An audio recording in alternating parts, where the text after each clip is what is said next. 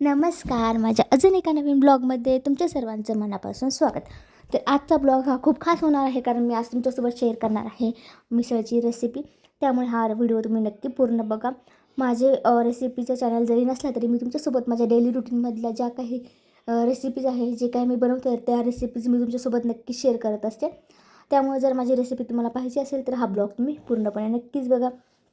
तर आज मी hair wash केला होता, आणि जसं मी तुम्हाला सांगितलं आहे, मी हेअर वॉश केल्यानंतर सिरम हे केसांना लावतेच.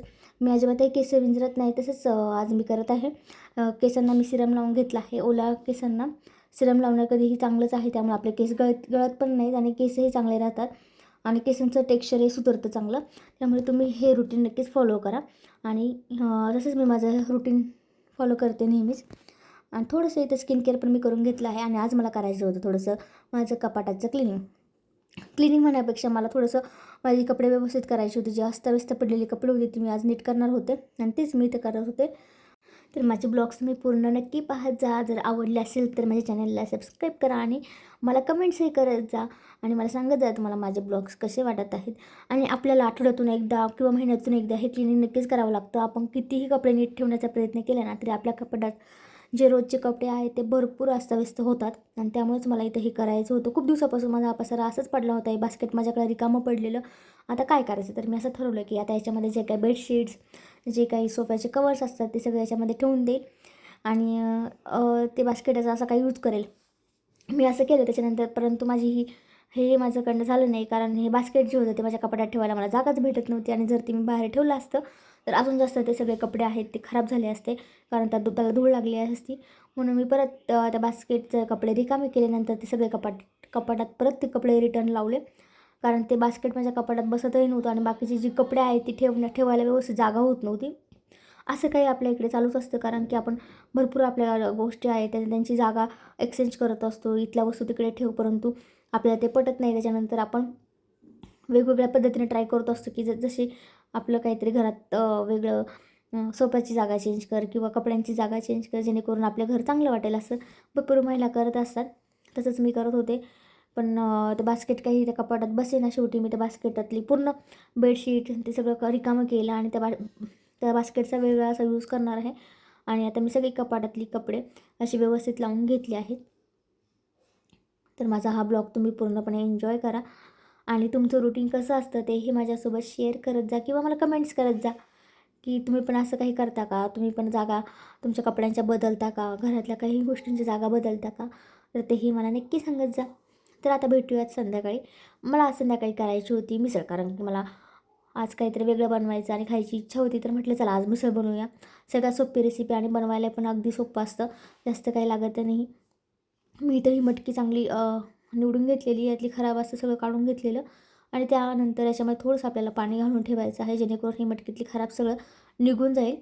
आणि आता मी एका पातेल्यामध्ये ही मटकी स्वच्छ धुवून घेऊन उकळायला ठेवणार आहे. आता भरपूर लोक उकडत नाहीत मटकी, डायरेक्ट शिजायला टाकतात भाजीसोबतच.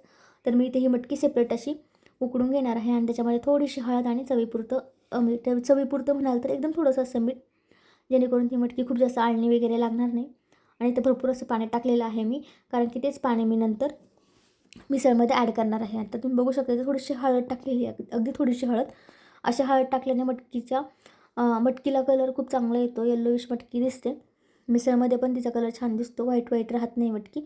आता इथे मी 2 कांदे, 2 टोमॅटो आणि अर्धं खोबरं असं घेतलेलं आहे. आता हे 2 कांदे आहेत, त्यातले मी पूर्ण 2 कांदे यूज करणार नाही, 1.5 कांदे वापरणार आहे, कारण कांदे हे मी एकदम मोठ्या साईजचे घेतलेले आहेत. आता मी इथं खोबरं कट करून घेणार आहे. आता हा माझा चॅनल रेसिपीचा नाही, त्यामुळे मी तुम्हाला प्रॉपर अशी रेसिपी सांगत नाही आहे, कारण की माझा जो चॅनल आहे त्याची कॅटेगरी आहे डेली ब्लॉग्सची, आणि माझे जे डेली रुटीनमधले स्वयंपाक करते मी तोच तुमच्यासोबत शेअर करत आहे. त्याचप्रमाणे मी तुम्हाला काही गोष्टी सांगत असते, आणि ती जर तुम्हाला आवडत असेल तर मला सांगत जा, कारण मग तुम्हाला रेसिपी अशा पूर्ण सांगत जाईल. तर इथे मी खोबरं कट करून घेतलेलं आहे, आणि कांदाही कट करून घेत आहे साईडने. आता हा पूर्ण कांदा मी असा मीडियम असा उभा कट करून घेणार आहे. आता प्रत्येकाचीच पद्धत ही मिसळ बनवायची एकदम वेगवेगळी असते. तर मी ही अशाच पद्धतीने मिसळ बनवते. तुम्ही एकदा नक्की ट्राय करून बघा. तर नक्कीच ही रेसिपी छानच आहे, आणि मिसळ ही एकदम छान होते. खूप जास्त काही अशा टाकावं पण लागत नाही. कांदा, खोबरं, टोमॅटो, अद्रक आणि लसूण ह्याच गोष्टी याच्यामध्ये लागतात. आणि मिसळला भरपूर असं तेल पाहिजे. तेल टाकलं ना भरपूर तरी पण चांगली येते मिसळला. आता हे कांदा, खोबरं, टोमॅटो हे सगळ्या गोष्टी आपल्याला चांगल्या अशा परतून घ्यायच्या आहेत. आणि त्यानंतर आपल्याला हे मिक्सरला वाटायचं आहे.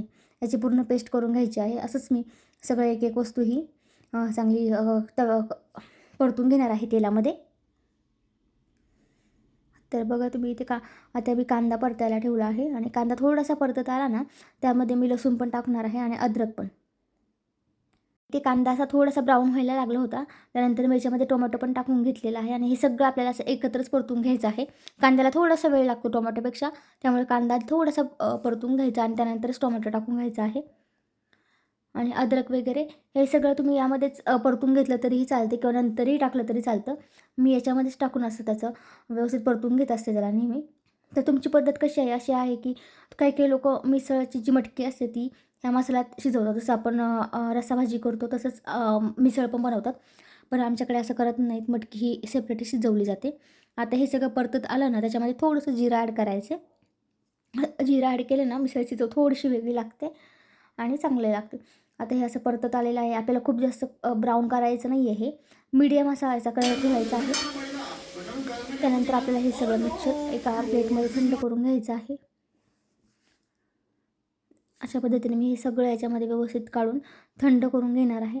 आणि त्यानंतर कढईमध्ये खोबरं परतून घेणार आहे. खोबरं पण आपल्याला थोडंसं ब्राऊन करायचं आहे. या सगळ्याच गोष्टींचं प्रमाण एकदम व्यवस्थित पाहिजे. टोमॅटो, कांदा आणि खोबरं याचं सगळं प्रमाण एकसारखं असेल ना, तर मिसळला पण चव चांगली येते. आपण हे थोडंसं असं मीडियमच परतून घेतलं आहे, कारण की आपल्याला नंतरही हे तेलात चांगलं परतून घ्यायचं आहे. भरपूर लोकं हे वाटण कच्चंही ठेवतात आणि त्यानंतर तेलामध्ये परततात. पण त्याऐवजी तुम्ही असं केलं ना, तर त्याला तरी चांगली येते मिसळला आणि जास्त वेळ लागत नाही. मला फोडणीला जो कांदा फोडणीमध्ये कांदा टाकायचा आहे, तो मी इथे चांगल्या प्रकारे कट करून घेतलेला आहे. एकदम बारीक असा अर्धा कांदा जो उरलेला, तोच कांदा मी इथे कट करून घेतलेला आहे. आता खोबरं पण परतलं होतं. आता मी हे सगळं मिक्सरला चांगलं वाटून घेणार आहे. खोबरं आधी मी वाटून घेणार आहे, जेणेकरून खोबरं चांगलं बारीक होईल. खोबरं बारीक झालं होतं, त्यानंतर टाकणार आहे कांदा, टोमॅटो आणि हे अद्रक आणि लसूण. हे सगळं आपल्याला पाणी टाकून वाटायचं आहे. पाणी नाही टाकलं तरीही चालेल, पण मी पाणी टाकून वाटलेलं आहे आणि भरपूर असं तेल मी फोडणीमध्ये यूज करणार आहे आणि कांदा याच्यात परतून घेणार आहे, जेणेकरून मिसळला खूप चांगली तरी येते. आणि ज्यांना ऑइली खायचं नसेल त्यांनी कमी ऑइल वापरलं तरी पण चालतं, पण आम्हाला लागतं तरीवाली मिसळ, त्यामुळे मी इथे भरपूर तेल ॲड केलेलं आहे. आणि जो वाटण केलेला आपला मसाला आहे तोच इथे टाकलेला आहे. आता मी याच्यामध्ये धना पावडर टाकलेली आहे, त्यामध्ये गरम मसाले पण आहे.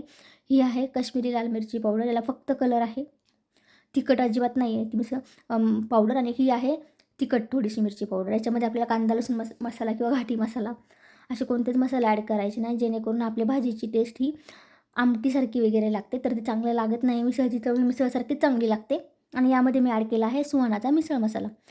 बस एवढ्याच गोष्टी आपल्याला ॲड करायच्या आहेत. आणि त्यानंतर मीठ. खूप सारे मसाले किंवा कांदा लसूण मसाला असे घरगुती मसाले ॲड केले ना, तर त्याची टेस्ट ही भाजीसारखी लागते, मिसळसारखी येत नाही. त्यामुळे एवढेच मसाले ॲड करूयात आपण.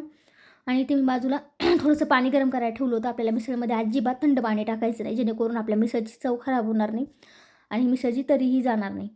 आता मी इथेही मटकी वगैरे सगळं टाकून घेतलेलं आहे आणि हा मसाला मिक्सरच्या भांड्यातला पण धुवून याच्यामध्ये टाकला आहे. याच्यातसुद्धा मी गरम पाणीच ॲड केलेलं आहे, थंड पाणी मी ॲड केलेलं नाही आहे. आणि आधी आपण थोडंसं मीठ टाकलं होतं, त्याच्यामुळे इथं थोडंसंच मीठ चवीपुरतं टाकून घ्यायचं. आणि तुम्ही बघू शकता किती छान प्रकारे इथे तरी आलेली आहे. कॅमेऱ्यामध्ये एवढं कॅप्चर करत नाही, पण प्रत्यक्षात याची तरी खूप चांगली आणि चांगल्या कलरची तरी आलेली होती याच्याला. हॉटेलमध्ये तुम्हाला आपण भरपूर वेळा तरीवालीच मिसळ खातो, तर पुण्याला ही अशीच मिसळ बनवली जाते मटकीची. तर आता इथे मिसळ रेडी होती आणि खूप छान मिसळ झाली होती. चला भेटूया नेक्स्ट ब्लॉगमध्ये. बाय.